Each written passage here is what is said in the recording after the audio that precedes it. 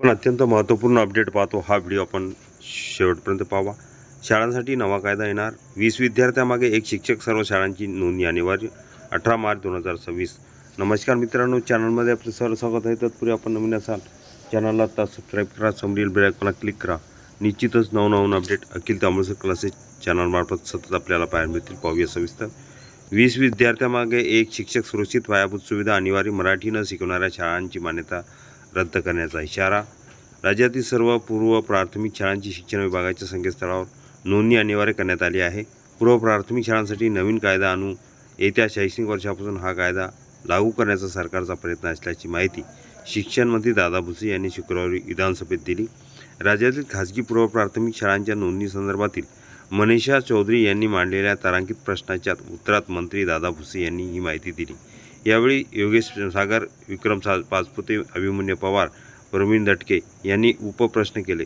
राज्यातील 3 ते 6 वर्षे वयोगटातील बालकांचा दर्जेदार सुरक्षित पूर्व प्राथमिक शिक्षण उपलब्ध व्हावे यासाठी खासगी पूर्व प्राथमिक शाळांची शालेय शिक्षण विभागाच्या संकेतस्थळावरील प्री स्कूल रजिस्ट्रेशन पोर्टलवर नोंदणी करणे बंधनकारक करण्यात आले आहे। या पोर्टलवर शाळेचे स्थान, वर्गखोल्यांची संख्या, व्यवस्थापन, विद्यार्थ्यांची संख्या, पायाभूत सुविधा, शाळेची इमारत, क्रीडांगण, स्वच्छतागृह, पिण्याच्या पाण्याची व्यवस्था, CCTV तसेच शिक्षक व कर्मचारी याबाबतची माहिती देणे अपेक्षित आहे।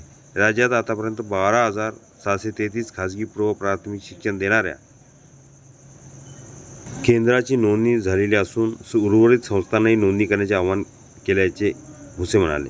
20 विद्यार्थ्यांमागे एक शिक्षक, खासगी बालवाटिकांचे नोंदणी नियम आणि गुणवत्तेची खात्री करण्यासाठी स्वतंत्र अधिनियमाचा प्रस्ताव विधी व न्याय विभागाकडे अंतिम प्रक्रियेत असल्याची मंत्री भुसे यांनी सांगितले।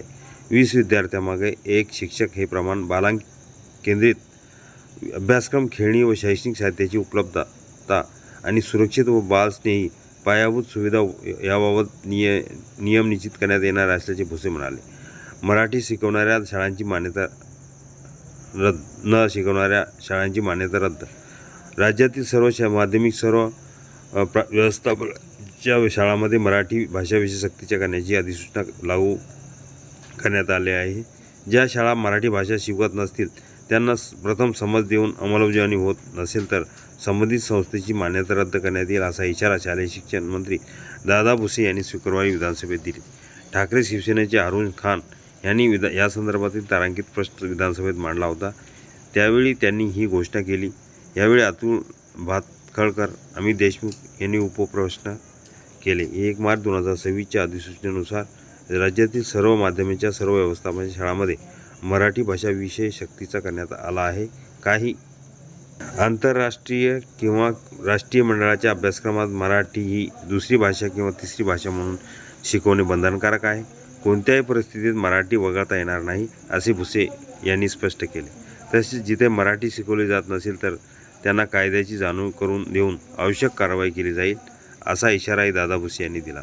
मराठी विषय शाळेत शिकवणे हा नियम केवळ शासकीय शाळांपुरता मर्यादित नसून खासगी विनाअनुदानित सर्व परकीय मंडळाच्या शाळांनाही लागू आहे। मराठी ही राज्याची अधिकृत भाषा असल्याने तिचे संवर्धन आणि शिक्षण नव्या पिढीला मिळणे आवश्यक असून याबाबत राज्य शासन कोणतीही तडजोड करणार नाही। ज्या माध्यमाच्या शाळा मराठी भाषा शिकवली जात नसेल तर या आदेशाला न मानणाऱ्या संस्थांवर कारवाई केली जाईल, असे भुसे म्हणाले। हा व्हिडिओ उपयोगी वाटला असेल लाईक, शेअर आणि अखिल तांबोळकर क्लासेस चॅनलला लगेच सबस्क्राईब करा।